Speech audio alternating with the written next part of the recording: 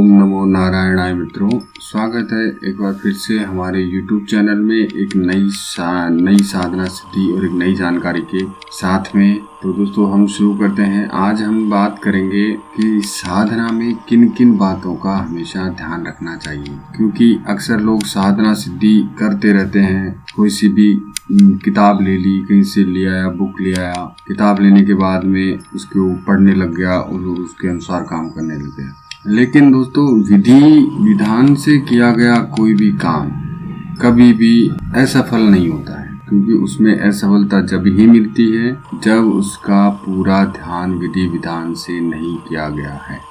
तो दोस्तों साधना में सबसे महत्वपूर्ण जो स्थान है वो होता है जप का। यदि वैसे तो सभी सावधानियां महत्वपूर्ण है, लेकिन जो मंत्र का शुद्ध उच्चारण और जो अर्थ ज्ञान है उस जप का अपने आप में वो सबसे ज्यादा महत्वपूर्ण है। किसी भी मंत्र की सिद्धि में उस मंत्र का जप एक निश्चित संख्या में और कंटिन्यूटी में एक बिल्कुल लगातार क्रम में उसको करना पड़ता है। और एकाग्र जप से मंत्र में किया गया जो जप है वो उसके अंदर प्रेरणा शक्ति डालता है और शक्ति के द्वारा उसको जागृत करता है। तो जागृत होकर फिर वो जो शक्ति होती है वो क्रियाशील हो जाती है। तो मंत्र साधना में जो प्रवृत्त होने वाले साधक हैं, जो साधक चाहते हैं कि हम मंत्र साधना करें, तो मंत्र साधना करने से पहले इस स्थिति को उसको समझ लेना चाहिए, क्योंकि यह मन जो है हमारा वो बिल्कुल अंतर्मुखी स्वरूप का है और इसका सीधा संपर्क जो होता है हमारे ब्रह्मांड से होता है। और जो ब्रह्मांड से होता है तो इसकी जो शक्ति क्या है, एक असीम शक्ति है।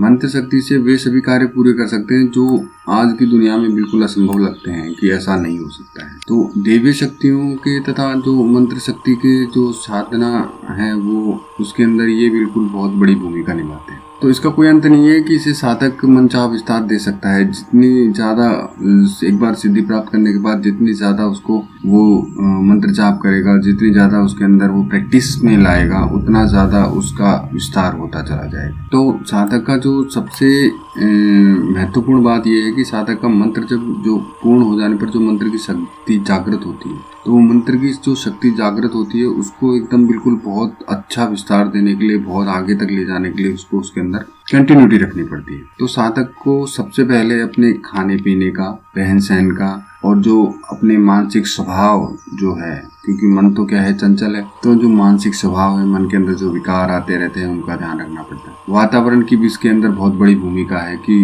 वातावरण बिल्कुल एकांत प्रिय होना चाहिए। इन सबका संपूर्ण जो समावेश है वो साधना को सक्रिय करने में बहुत ही सहायक भी होता है और उसके अंदर बाधा भी पहुंचाता है। तो और दूसरी बड़ी बात है, साधना में साधक को सिद्धि दिलाने वाली जो सबसे बड़ी जो शक्ति है वो होती है श्रद्धा, विश्वास और एकाग्रता की। यदि आपके मन में मंत्र के प्रति और ईश्वर के प्रति श्रद्धा है, शक्ति है और आपका मन बिल्कुल एकाग्र है, तो ये जो विश्वास है बस ये विश्वास फलदायक होता है, इसीलिए विश्वास को फलदायक कहते हैं। तो दोस्तों अपनी जो साधना है उसको अधिक से अधिक सक्रिय बनाने के लिए साधक को एक तो सतोगुणी होना चाहिए, ईश्वरनिष्ठ होना चाहिए, संयम, नियम, योग, इन सब का बिल्कुल ध्यान रखना चाहिए, शोर शराबे से दूर रहना चाहिए, शांत चित्त रहना चाहिए, एकांत में बैठकर ही ध्यानस्थ होना चाहिए और बेसिकली जो मन में आने वाले विकार हैं उनको बिल्कुल दूर करते हुए और बिल्कुल एकाग्रता की तरफ उसको जाना चाहिए।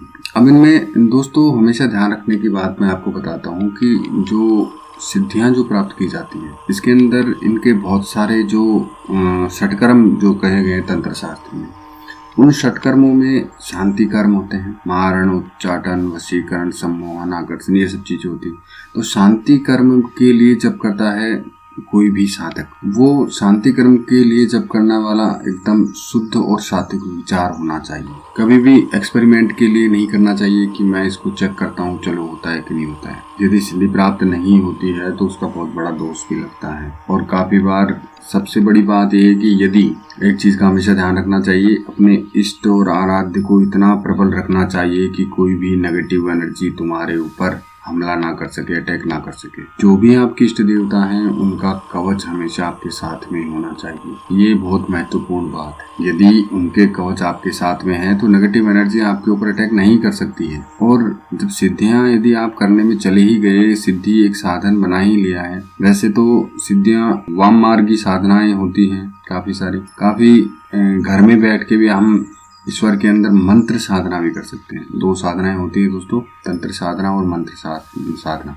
मंत्र साधना बेसिकली शांति पर्व के लिए और शांति कर्म के लिए करते हैं लोग, और जो तंत्र साधनाएं होते हैं वो वाम मार्गी साधनाएं होती हैं। वाम मार्ग के अंदर जैसे अघोरी जो लोग होते हैं या फिर जो बड़े तांत्रिक लोग होते हैं, वो जो वैसे लोग होते हैं वो बेसिकली वाम मार्गी साधनाएं करते हैं। तो दोस्तों हमेशा जो सिद्धियां प्राप्त करनी होती है, सबसे पहले अपने इष्ट और आराध्य को प्रबल बनाना होता है। उनके कवच पाठ हमेशा आपके साथ में होनी चाहिए, कवच बिल्कुल लगा हुआ होना चाहिए ताकि कोई भी नेगेटिव एनर्जी आपके ऊपर एकदम से हमला ना कर पाए। दूसरा, साधक निडर एकाग्र यदि प्रभु में ईश्वर में मन लगाकर साधना कर रहा है और मंत्र की साधना कर रहा है तो वह निश्चित रूप से सफल होता है। मंत्र का जो साधक होता है वो निरंतर जप करता चला जाए तो उसे अवश्य ही सिद्धि प्राप्त होगी, इसमें कोई संशय नहीं है। बेसिकली दोस्तों मानसिक जप इन साधनाओं में बहुत महत्वपूर्ण स्थान रखता है। यदि आप मानसिक जप कर रहे हैं तो आपको मंत्र की शक्ति, मंत्र की सिद्धि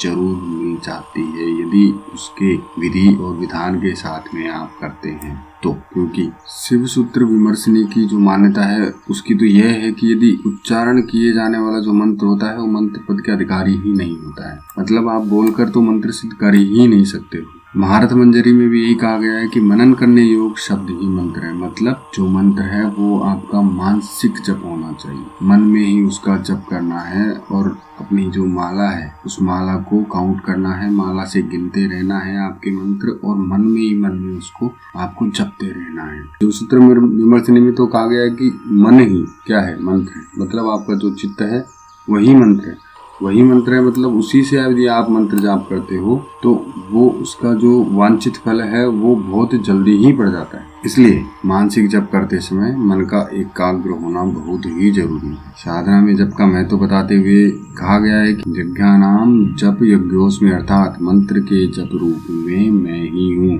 स्वयं ब्रह्म कहते हैं। तो साधना काल में साधक का मन जब एकाग्रता का बंधन तोड़कर दूसरे विषयों में चला जाता है तब साधक को न तो जप का फल प्राप्त होता है न ही जप के फलस्वरूप प्राप्त होने वाली सिद्धियों का फल प्राप्त होता है। इसलिए एकाग्रता और जो हमारे मन की चंचलता है इसको संयम से और ध्यान, धारणा, प्राणायाम ये सब करने के बाद ही आप मंत्र को सिद्ध कर सकते हैं। दूसरा, अब दोस्तों आपको सिद्धि साधना है उसमें असफल क्यों हो जाते हैं लोग, क्योंकि उन्हें ये पता ही नहीं होता है कि मंत्र कीलित है या शापित है। यदि कीलित और शापित मंत्र यदि वो जप रहे हैं तो उससे मंत्र सिद्ध बिल्कुल भी नहीं हो सकती। इसलिए मंत्र सिद्धि करने में, साधना सिद्ध करने में, किसी की भी साधना करने में गुरु का बहुत ही महत्वपूर्ण स्थान है। कोई अच्छे गुरु जिसने साधनाएं की हुई है, मंत्र सिद्धि की हुई है, उनसे एक बार आप गुरु मंत्र लेके उनके सानिध्य में जरूर करें। बहुत से लोग बाजार से किताबें खरीद के ले आते हैं, उनको पढ़ते हैं और जैसे प्रयोग करते रहते हैं। काफी बार वो प्रयोग इतने उलट हो जाते हैं कि वो खुद का तो अहित करते ही हैं, साथ में अपने परिवार बंधुजनों का भी अहित कर बैठते हैं। तो दोस्तों इस चीज का बहुत ही ध्यान रखना चाहिए। मंत्र सही होना चाहिए और मंत्र का मन में जो जाप कर रहे हो बिल्कुल शुद्ध उच्चारण के साथ में जाप करना चाहिए और हमेशा सतोगुणी रहकर ही आपको मंत्र का जाप करना है। किसी के प्रति ईर्ष्या, किसी मन में काम, क्रोध, लोभ, मोह ऐसी चीजें हमारे मन में नहीं आनी चाहिए। सतोगुणी मंत्र की वास्तव में जो साधना है वो सबसे श्रेष्ठ साधना है। इसलिए हर साधक को सतोगुणी साधना ही करनी चाहिए, वाम मार्गी और तमोगुणी साधनाएं नहीं करनी चाहिए, क्योंकि इनके परिणाम बहुत भयंकर हो सकते हैं कभी कभी। दोस्तों साधना में यम नियम ये सब चीजें भी बहुत ही ध्यान रखनी होती हैं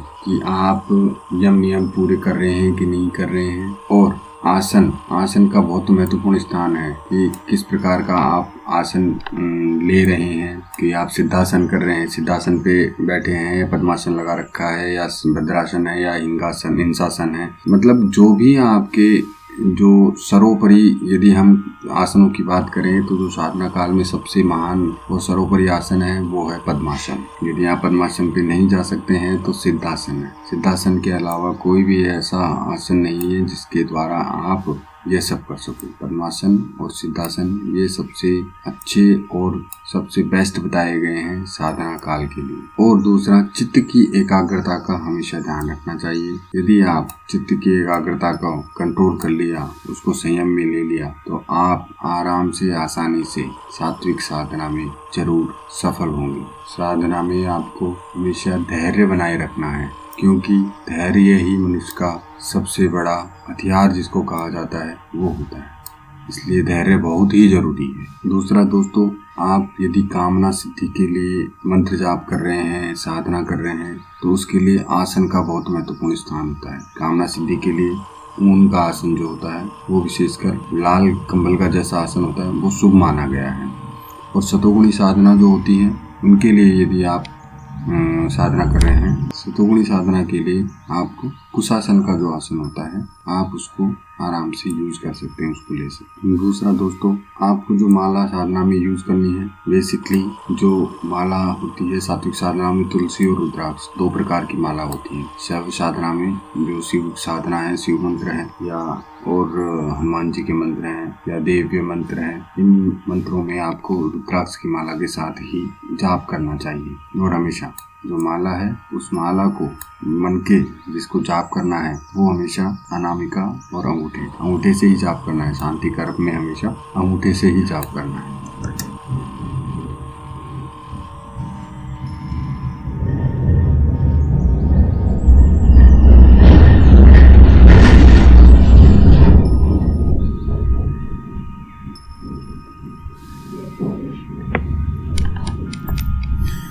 दोस्तों, साधना काल में बेसिकली क्या होता है, बहुत से लोग तो मानते हैं कि भाई तंत्र में बहुत अलौकिक शक्ति होती है, लेकिन यदि हम तंत्र और मंत्रों की बात की जाए तो बिल्कुल एकदम सीधा इसका सीधा कनेक्शन जो होता है, जो इसका सीधा जुड़ाव है वो किससे, साइंस से है। अब कोई भी तंत्र को देखकर हर कोई आदमी बिल्कुल ऐसा हो जाता है अरे ये तो बहुत चमत्कार हो गया, बाकी ऐसा कुछ भी नहीं है, सब कुछ साइंस है। इसका मतलब कोई भी यदि हम काम करते हैं, कोई भी क्रिया है और उसके पीछे कोई ना कोई कारण जरूर होता है, ये भी आप सब जानते हैं। यदि आप गाय को कुछ भी खिलाइए, कुछ भी यदि आप गाय को खिलाते हैं तो मतलब उसको कागज भी खाएगी तो भी दूध ही देगी। ऐसा तो नहीं है कि दूध की जगह पानी दे दिया।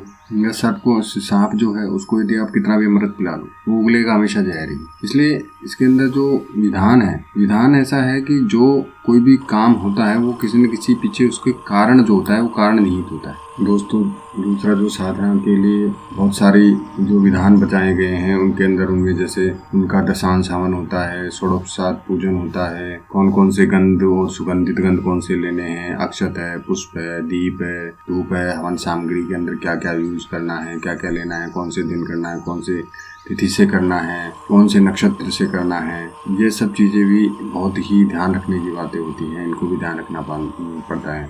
ये सब चीज़ें एक बार आप पूरी तरह से अपने गुरु से संपर्क करके या फिर किसी जिसने ये साधनाएं कर रखी है उनसे संपर्क करके सब चीज़ें एक बार अच्छी तरह से सोच विचार करने के बाद ही जब आप ये करना कि आपको करना ही है, तभी आप मंत्रों की सिद्धि प्राप्त कर सकते हैं या तांत्रिक हो सकते हैं। इसके लिए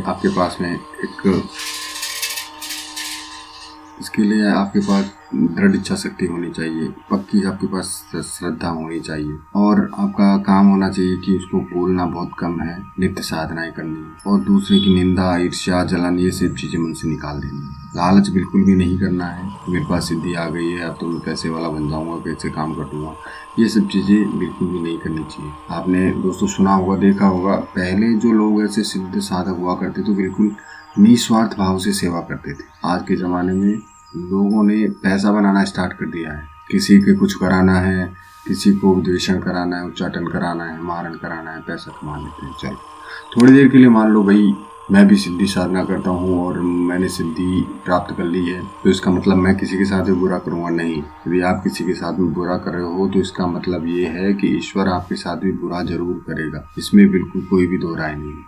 और दूसरा, यदि मान लो मैंने किसी के ऊपर, थोड़ी देर के लिए बता देता हूँ आपको, मारण क्रिया की है, मैंने किसी के ऊपर मारण क्रिया की है और उसके बारे में मुझे पता ही नहीं मैंने किसके ऊपर मारण क्रिया की है, उसका इष्ट और उसकी पास में मान लो उसका इष्ट, उसका कवच इतना प्रबल है कि वो उस सब चीज़ों को वापस उसकी काट कर देता है, तो उसका जो प्रभाव होता है वो उलट होता है, जो करने वाला होता है उसके ऊपर उलट प्रभाव हो जाता है, क्योंकि एनर्जी जब आपने क्रिएट कर दी, जो एनर्जी यदि आपने क्रिएट की है तो उस एनर्जी को कहीं ना कहीं तो यूज़ लेना है। यदि वो एनर्जी वापस रिटर्न होती है तो आप उसको संभालोगे थोड़ी, स्टोर थोड़ी कर सकते हो आप उसको। भाई पानी थोड़ी है जो डब्बे में रख दिया, बाल्टी में रख दिया। बिजली है तो बिजली जैसे आती है तो उसको यूज़ करते हैं हम कहीं ना कहीं, बल्ब जलाएंगे, टीवी जलाएंगे, कहीं भी जलाएंगे। वैसे ही एनर्जी क्रिएट की है वो कहीं ना कहीं तो जाएगी, तो इसका जो प्रभाव होता है वो बहुत उलट होता है। तो दोस्तों वाम मार्गी साधनाओं के अंदर मैं जो आपको बताता हूँ कि ये जो वाम मार्गी साधनाएं, इनके अंदर यदि आपको नहीं जाना है तो ज़्यादा बढ़िया रहेगा। सात्विक साधनाएं कीजिए, सात्विक मंत्र पढ़िए, सात्विक जाप कीजिए।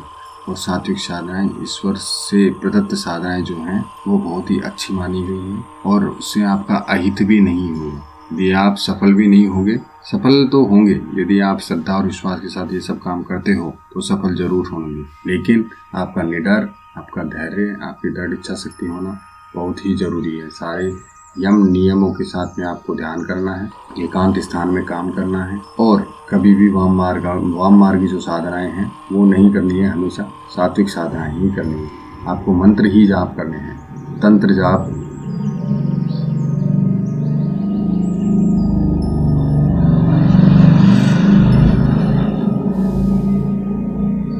आपको हमेशा मंत्र जाप ही करने हैं। मंत्र से ही सब कुछ संभव है, तंत्र से नहीं है। मंत्र क्या होता है? विनय होती है, निवेदन होता है। तंत्र क्या होता है? जबरदस्ती किया जाता है, हठात होते हैं। इसलिए तंत्र साधनाएं वाम मार्गी साधनाएं होती है, मंत्र साधनाएं सात्विक साधनाएं होती है और ये हमें करनी चाहिए जो हमें ईश्वर के समीप ले जाती हैं। और ईश्वर हमें वो सब कुछ पहले ही दे देगा। ईश्वर ने हमारे लिए सब कुछ पहले ही यहाँ पे दे रखा है, बस हमें हमारे कर्म पे ध्यान देना है, कर्म करते हुए उसको प्राप्त करना है। चाहे आप सात्विक साधना से करिए, चाहे मंत्र से कीजिए। इसलिए दोस्तों साधना करते हुए इन सब बातों का आपको हमेशा ध्यान रखना है। तो फिर मिलेंगे हम एक नई जानकारी, नई वीडियो के साथ में। तो दोस्तों और नई जानकारी के लिए आप हमारे चैनल को सब्सक्राइब कीजिए और किसी भी प्रकार की आपको साधना की जानकारी चाहिए तो आप हमें कमेंट सेक्शन में ज़रूर कमेंट कीजिएगा। वो साधनाएं आपको आसानी से हमारे चैनल पर मिल जाएगी। जो लोग दोस्तों, ओम नमो नारायण, जय माता दी।